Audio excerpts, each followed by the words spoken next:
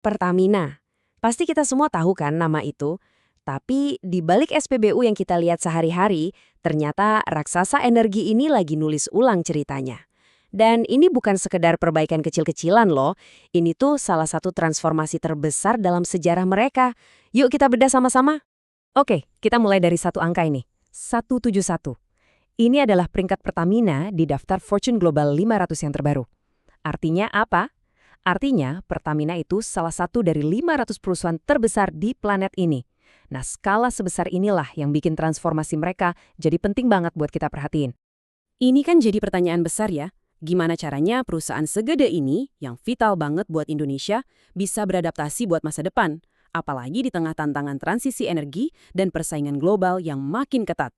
Jadi, strategi Pertamina ini bertumpu pada dua pilar utama. Pilar yang pertama, menempa inti yang lebih kuat. Gampangnya, ini semua tentang bikin bisnis minyak dan gas mereka jadi seefisien dan seandal mungkin. Kenapa? Tentu aja, buat menjamin keamanan energi buat seluruh Indonesia. Kunci efisiensinya? Salah satunya lewat restrukturisasi besar-besaran dengan membentuk yang namanya Subholding Hilir. Coba bayangin deh, ada satu entitas yang ngurusin semua proses, dari mulai minyak mentah di kilang sampai jadi bensin di tangki kendaraan kita. Semua terintegrasi. Terus, gimana cara mereka melakukannya? 3 anak perusahaan raksasa yang masing-masing ngurusin pemasaran, penggilangan, dan logistik itu dilebur jadi satu. Jadi satu kekuatan super di bawah bendera Pertamina Patraniaga, yang rencananya bakal efektif mulai 1 Februari 2026. Nah, tujuan dari semua ini dirangkum dengan pas banget sama Direktur Utama Pertamina, Simon Aloysius Mantiri. Intinya tuh buat ngilangin kerjaan yang tumpang tindih, bikin layanan lebih cepat, dan yang paling penting yaitu tadi, memastikan pasokan energi kita andal dari Sabang sampai Merauke. Eits, tapi tunggu dulu. Penguatan bisnis inti ini bukan cuma soal merger loh. Ada satu lagi proyek raksasa yang bisa dibilang jadi game changer, modernisasi kilang minyak Balikpapan. Proyek ini namanya RDMP atau Refinery Development Master Plan. Ini salah satu proyek strategis nasional yang tujuannya bikin kilang-kilang minyak kita jadi lebih modern dan tentunya lebih produktif.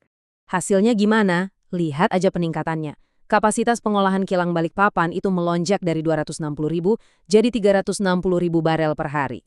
Ini bukan cuma sekedar angka ya, ini adalah lompatan besar buat produksi energi nasional kita.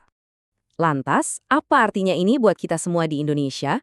Pertama, kualitas bahan bakar yang dihasilkan jauh lebih bagus, setara standar Euro 5. Kedua, dan ini krusial banget nih, ini bakal sangat mengurangi ketergantungan kita sama impor BBM. Dan ketiga, kapasitas penyimpanan minyak mentah kita nambah 2 juta barel. Semuanya demi ketahanan dan kemandirian energi. Oke, sekarang kita pindah ke pilar kedua, yang bisa jadi bakal menentukan masa depan Pertamina. Ini adalah langkah ambisius mereka menuju energi yang lebih hijau dan berkelanjutan. Ini dia target besarnya, 2060. Di tahun itu, Pertamina berkomitmen buat mencapai emisi nol bersih atau yang kerennya disebut net zero emissions. Ini nih kompas yang bakal nentuin arah perusahaan ke depannya. Dan ini bukan cuma janji manis loh. Mereka punya strategi dekarbonisasi yang komprehensif, mencakup banyak hal. Mulai dari biofuel dan energi panas bumi, sampai teknologi canggih penangkapan karbon dan efisiensi energi. Lengkap. Salah satu teknologi kunci yang lagi mereka kembangin itu namanya CCS/CCUS. Gampangnya, ini adalah teknologi canggih buat ngenangkep karbon, yang punya potensi jadi salah satu solusi utama dekarbonisasi di sektor hulu migas. Nah, di antara banyak inisiatif hijau, ada satu area di mana Indonesia dan tentunya Pertamina punya keunggulan alami yang luar biasa, panas bumi. Faktanya, Indonesia itu produsen energi panas bumi terbesar kedua di dunia loh, keren kan? Dan mereka nggak cuma diem aja.